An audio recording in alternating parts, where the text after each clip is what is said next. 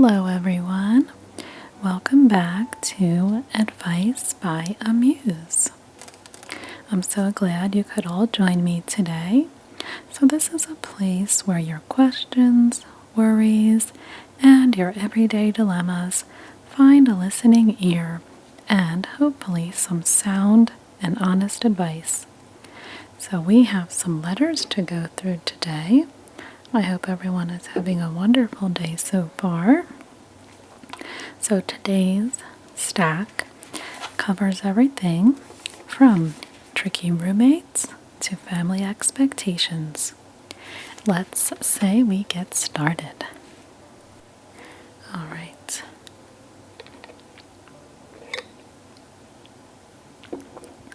So in today's pile of letters, we have 6. 1, 2, 3, 4, 5, and 6. 6 of our listeners have written in asking for some advice. Okay. Our first letter is from someone who calls themselves frustrated in Florida. Let's put these to the side for now.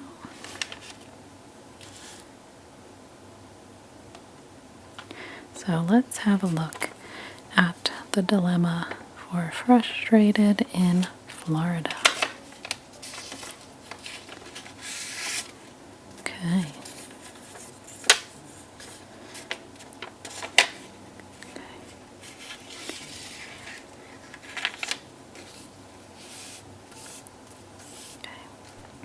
So frustrated in Florida writes, Dear Amuse, I love my roommate as a person, but I cannot stand living with them. They never do the dishes, the laundry piles up in the living room, and the bathroom, well, let's just say it's a scary place. I've hinted, I've asked nicely, but nothing changes. I'm at the point of moving out, but I don't want to ruin the friendship. Help! Exclamation point. All right. So this really is such a classic situation that many of us at one time or another will find ourselves in, whether it be a roommate or just someone that you are close with. The clash between friendship and living styles. So here's the truth. Loving someone as a friend does not mean that you will love living with them. It's just as simple as that. So you've already tried hints, you've tried polite requests, but this here calls for a clear, direct conversation. So think of it sort of like setting a roommate contract. Okay, it doesn't have to be hostile, just practical. A practical conversation. So what I would recommend is writing down maybe 3 or 4 basic standards or rules. Like for example, the dishes need to be washed within 24 hours. Or maybe there's a shared cleaning time once a week. Or maybe just a simple rule like no laundry mountains in public spaces. So it may be a little uncomfortable to get the conversation going, but you can present it like this. Something along the lines of, I want us to keep our friendship strong, and for that we do need some clear agreements. Okay, so if they push back or they refuse, well, then there's your answer, and it's probably time to move out before the resentment really wrecks the apartment and the friendship.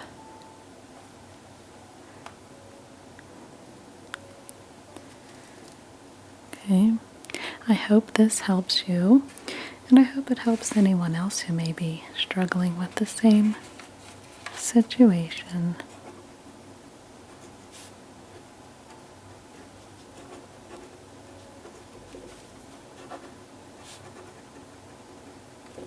Okay. So thank you so much for writing in. I know that there's probably a lot of listeners who are nodding along with that one.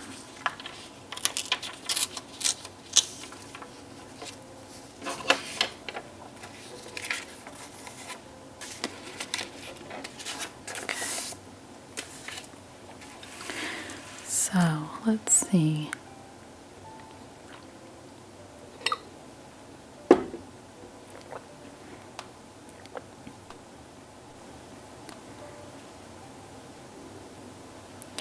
So let's move on to our next letter. Our next letter comes from someone who calls themselves burned out at the office. Okay.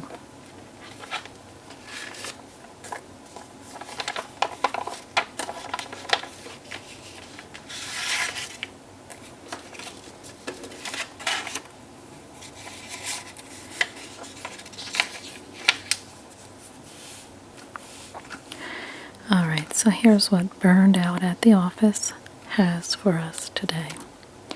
The letter says, Dear Amuse, I've been working 60 plus hours a week for months.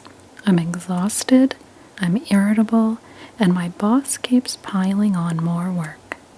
I like the job, but I'm starting to hate waking up every morning. Is it worth it to stick it out for the paycheck, or do I need to walk away? Okay, another common issue that many of us probably find ourselves in at some point in our lives. Right? So first off, let me say, you are definitely not alone. Burnout is actually everywhere right now. 60 hours a week is just not sustainable long term, and your body is already telling you that. But I would say here is the key. The money doesn't matter much if your health is collapsing, right? So, how about instead of immediately quitting, you could start by setting some boundaries.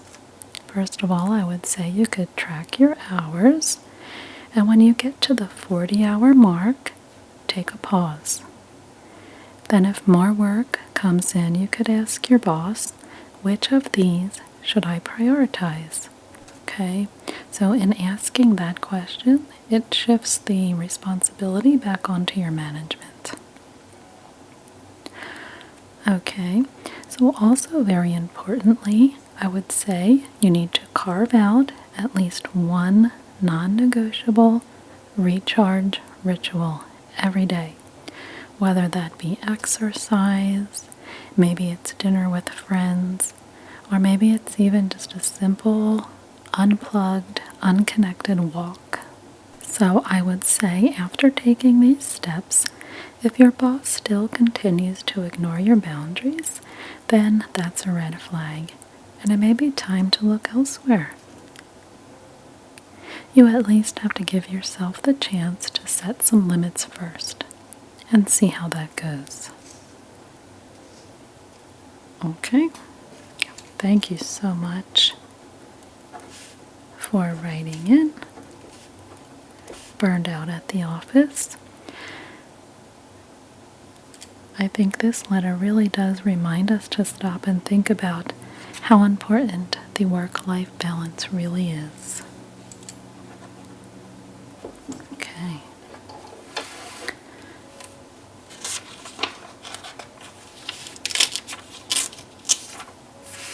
Thank you so much for writing in.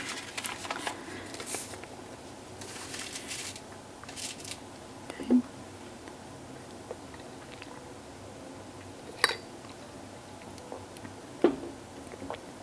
I hope everyone is enjoying listening to some of these situations that other people are finding themselves in. I think that it's something we can all relate to. Okay. Alright, so let's have a look at our next letter. This one comes from Confused in Chicago. Okay. That could mean just about anything.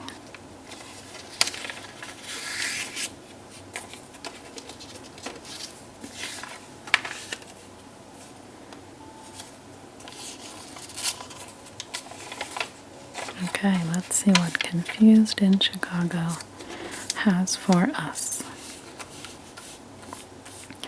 Okay. Dear Amuse, I've been dating someone for about 8 months.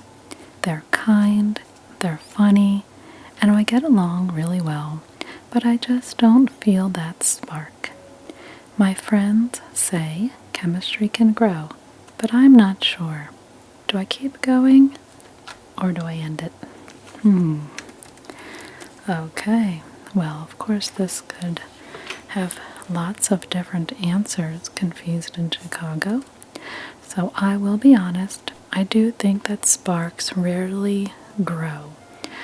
Attractions can deepen, yes, but if after 8 months you're still unsure, I think that uncertainty is probably your answer.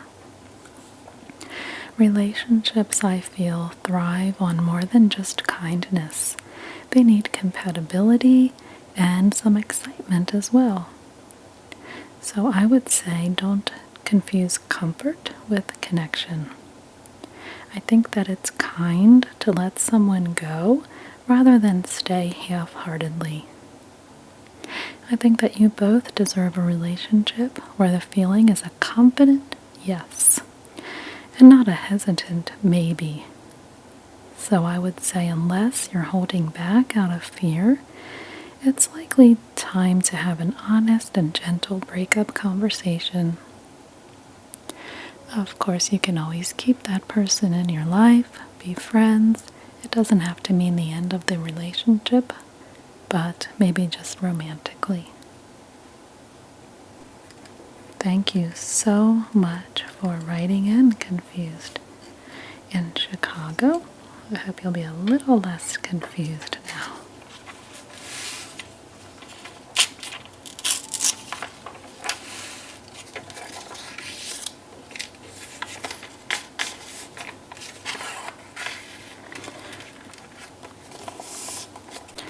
Yes, so questions about love really are just never easy. All right, are we ready for our next letter? Okay.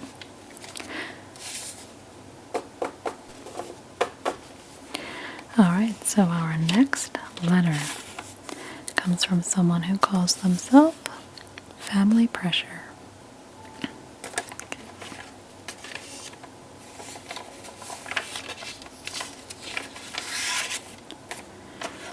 Okay. Let's see what Family Pressure has for us. Okay.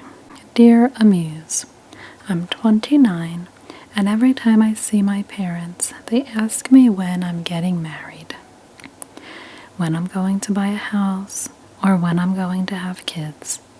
I'm happy with my life as it is, but their constant questions make me feel like I'm failing. How do I get them to stop without blowing up at them? Okay, another very common situation. Okay, so first I would like to say thank you so much for writing in. So this type of pressure is something that almost everyone feels at some point. So here's the thing. I would say that your parents' questions aren't really about you failing. I think they're more about your parents' expectations based off of their own experience. But you are living your life, not theirs. I would say the best approach is a balance of kindness and firmness. So I would say try it this way. I know you care about me, but these questions make me feel judged.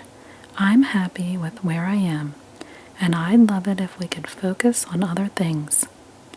And then if they keep pushing, gently redirect. Ask them about their hobbies or friends or their favorite shows. Over time, I think that they'll get the hint. And remember, their timeline doesn't define your worth. So this one I bet hits home for so many people. So many people can feel very stuck under other family members' expectations. So I thank you so much for writing in with this question.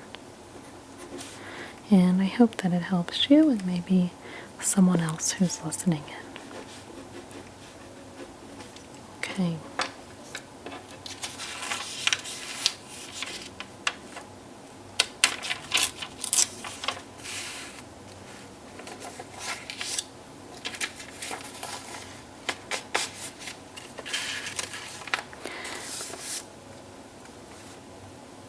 All right, let's move on to our next letter.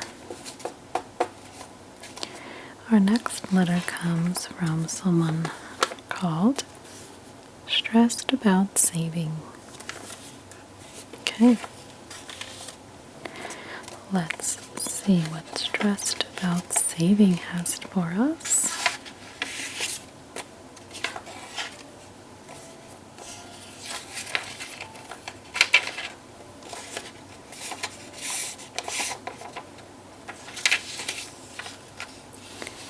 Alright, so stressed about saving.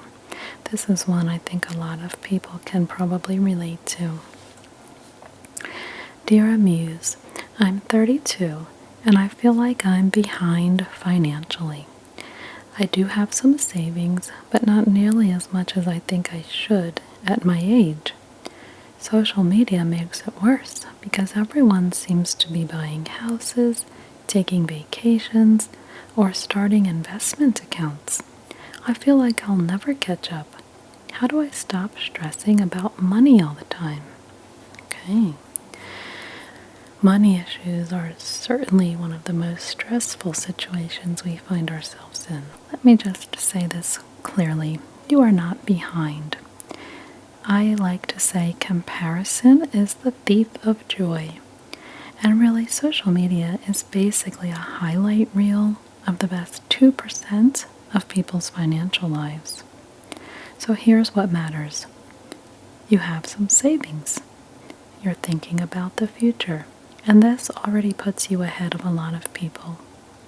I like to say, instead of measuring yourself against where you should be, try focusing on steady habits so you can automate your savings, you can pay down your debt little by little, and then you can review your progress once a month. There's a lot of resources out there to help you, so I like to think of money as a marathon. It's not a sprint. So please remember, your worth is not tied to the size of your bank account. But taking these little steps every day and reminding yourself of your accomplishment will make you feel a lot better. Okay.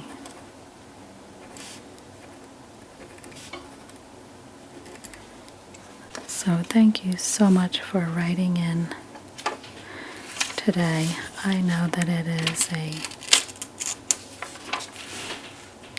an issue that many people are struggling with, and I'm sure that it makes them feel a little better knowing that they're not alone. Okay, so we have already come to our last letter.